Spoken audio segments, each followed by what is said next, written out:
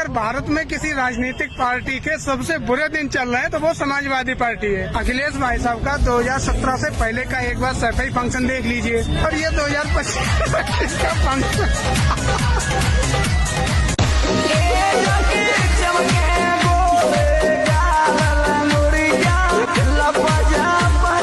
देखो भाई, तब हराम का खाने को मिलता था और अब ये टीवी चुरा कर ले जाते हैं। जब से योगी बाबा सत्ता में आए हैं, इनका बजट बस अब यही अफोर्ड कर सकता है।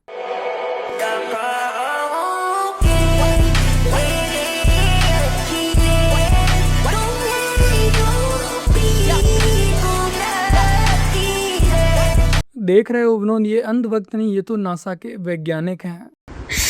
अफगानिस्तान तो हमारा भाई है, ठीक है ना। पाकिस्तान और अफगानिस्तान हम भाई भाई होना चाहिए। तुम क्या इंडिया के चक्रों में आगे पाकिस्तान के साथ लड़ाई कर रहा? बोल, क्यों लड़ाई कर रहा पाकिस्तान के साथ? तेरा दिमाग खराब हो गया? अफगानिस्तान हमारा नबी एक है, हमारा कलमा एक है, हमारा कुरान एक है, ठीक है।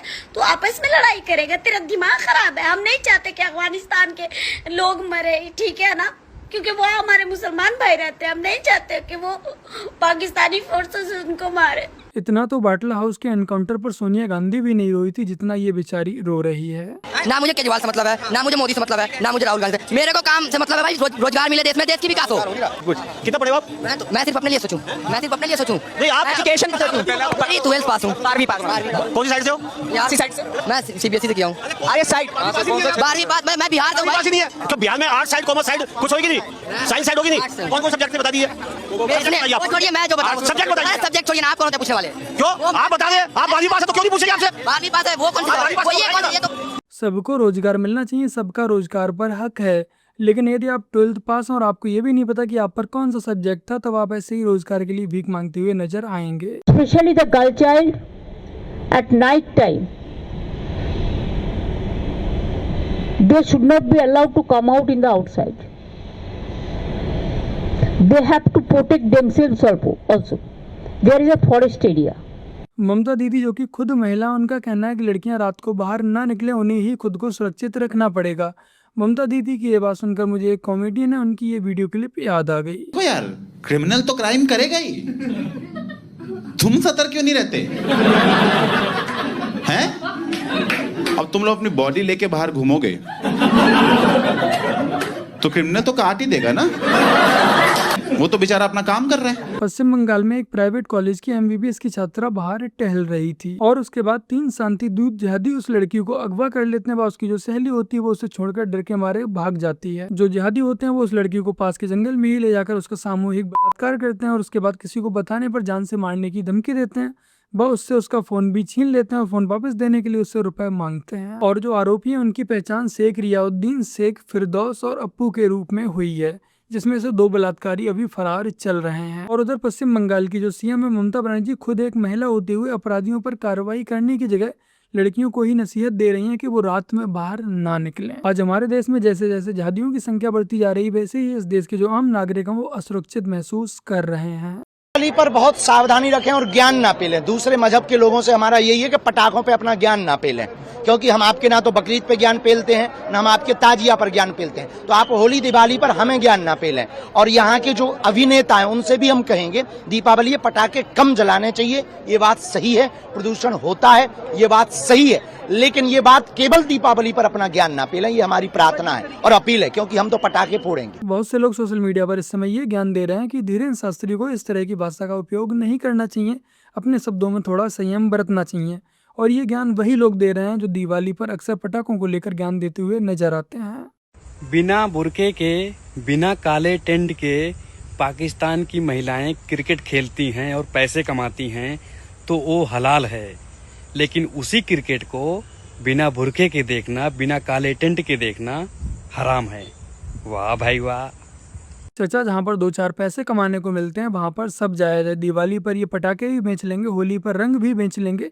यदि वो रंग आपने इनके ऊपर डाल दिया तो वो इनके लिए हराम हो जाएगा।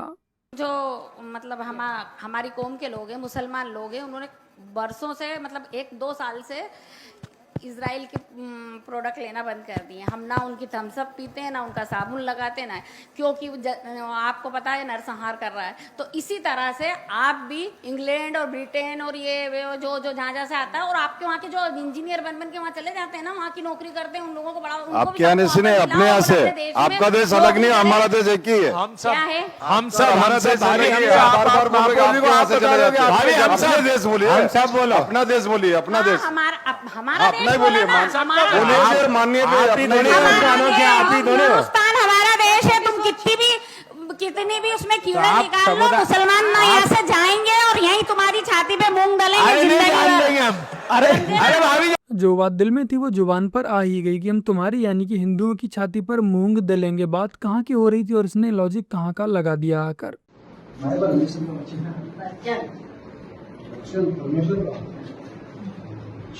आप लोग कहाँ गए? लड़िया गए आप लोग? क्या नाम है आप लोगों का? मोहम्मदी। अच्छा, आपका क्या नाम है? अच्छा, कौन सी जाति से हैं आप लोग? मौर्य हो आप किसान हो? धर्म आपका कौन सा है?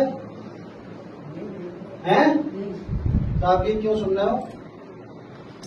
क्यों सुन रहे हो आप लोग? कौन है ये? हाँ भाई, ये परमेश्वर का वचन, परमेश्वर का वचन ऐसा दूंगा ना, ऐसा परमेश्वर का वचन दूंगा, ऐसा परमेश्वर का वचन, ऐसा परमेश्वर का। फिलहाल तो इस बुड्ढे पर एफआईआर हो चुकी है और ये अब से नहीं, ये सदियों से चलता हुआ आ रहा है। जब बीजेपी नहीं थी तब भी चलता था और आज जब बीजेपी है ये तब भी चल रहा है।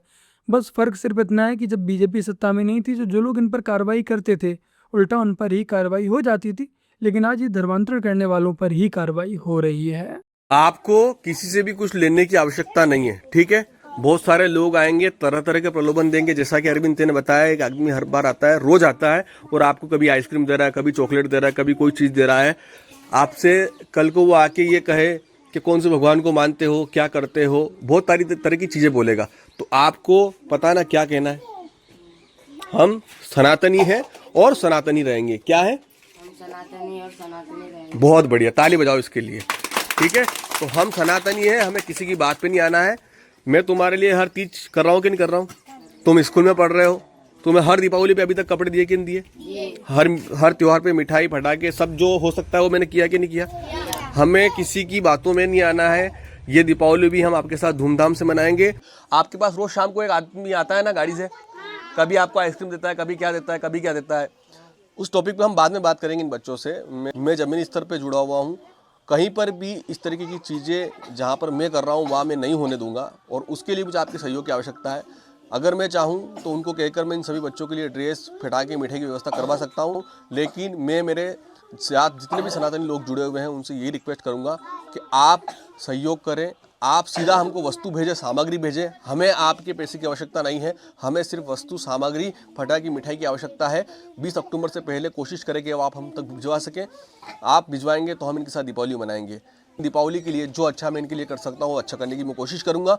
उसमें मुझे आप सबकी आवश्यकता है। हम और विक्रम भाई मिलकर धरातल पर ये कोशिश कर रहे हैं कि जो आदिवासी बच्चे हैं, जो SC ST दलित समुदाय से जो बच्चे आते हैं, कैसे भी करके हम इनका धर्मांतरण रोक सकें। और पिछले कुछ दिनों से ईसाई मसीहियत के लोग वहां आकर बच्चों को टारगेट कर रहे हैं, उन्हें गिफ्ट देने की बात कर रहे हैं, पटाखे देने की बात कर रहे हैं।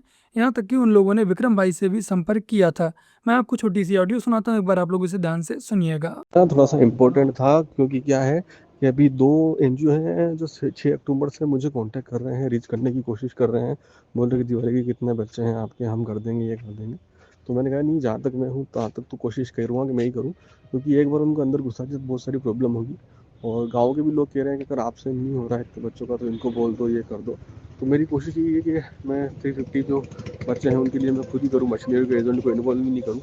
बस यही है कि एक बार आप कॉल अटेंड करिएगा। इस बड़े काम को हाथ में लिया, ये करना है। आपका साथ और आशीर्वाद रहा तो इस दिवाली वाले कार्यक्रम को पूरा अच्छी तरीके से करेंगे।